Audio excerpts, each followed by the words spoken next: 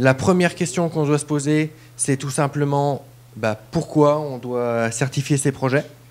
Que ce soit à l'international ou en France, nous avons le même intérêt. Cet intérêt, en fait, c'est la démarche développement durable. Elle nous impose en fait une méthodologie, une justification des performances et elle met en place un système de management.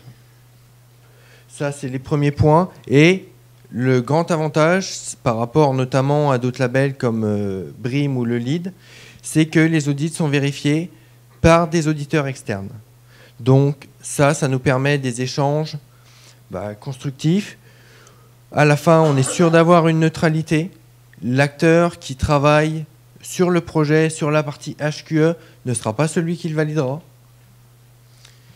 Et ça permet surtout, par rapport aux clients, d'avoir au final des performances qui sont justifiées et qui sont atteintes. Les avantages d'une certification par rapport à un bâtiment classique, c'est une durée de vie prolongée du bâtiment.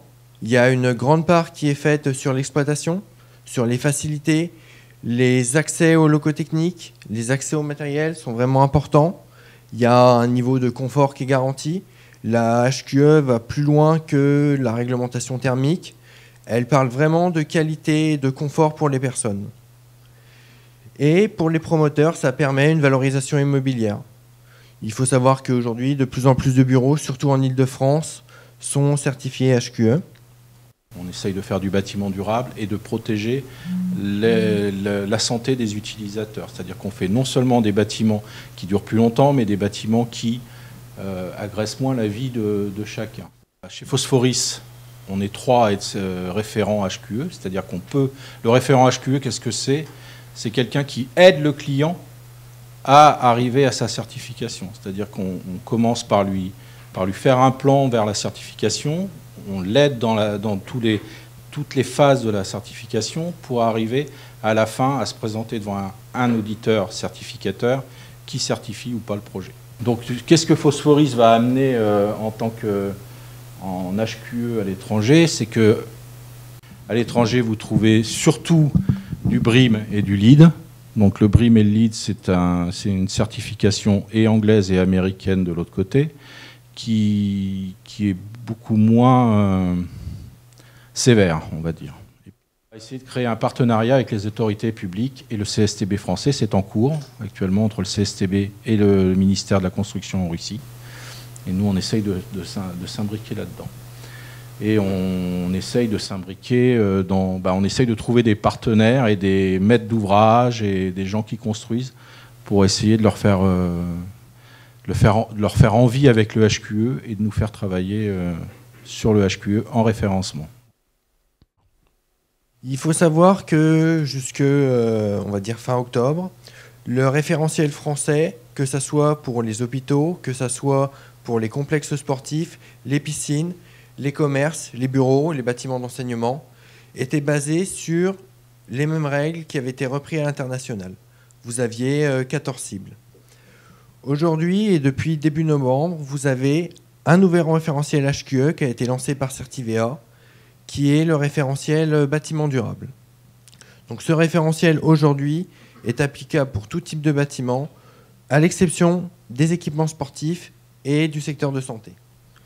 Et ce référentiel intègre cette fois-ci non plus 14 cibles, mais 28 thèmes, dont certains concernent le changement climatique, la biodiversité ou alors les services et l'attractivité du territoire. Donc aujourd'hui, vous avez 4 thèmes qui sont développés.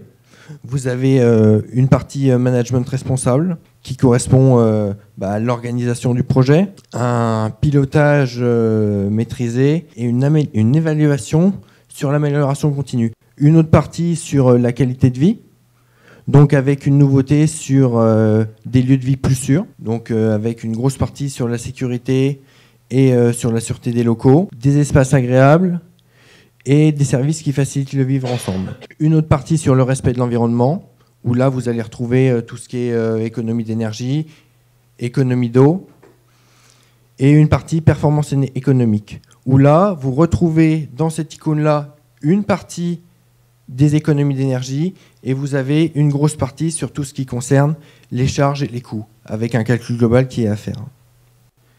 Et après, une partie qui change, c'est la partie qui concerne le management. Il y avait déjà dans le précédent référentiel une ligne à suivre. Cette fois-ci, on a une ligne qui est beaucoup plus ferme. Ça reprend éventuellement un suivi des performances qu'il n'y avait pas avant. Et là, le référentiel s'attache à ne pas juste livrer un bâtiment. Dans le système de management, vous avez la possibilité, ce qui vous rapporte des points et permet d'avoir un bâtiment plus performant, c'est d'organiser un suivi du bâtiment. Je vais vous parler un peu de Phosphoris et puis de la HQE.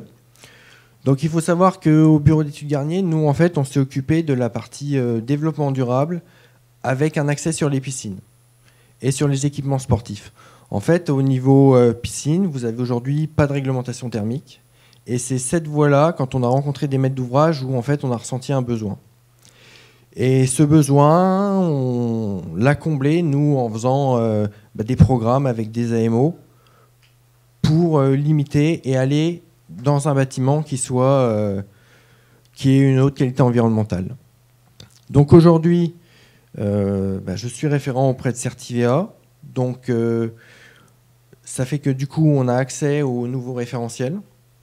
Parce que le nouveau référentiel n'est pas diffusé grand public comme l'étaient les précédents. Ça nous permet de nous rapprocher de promoteurs et ça permet d'avoir une vision globale en fait.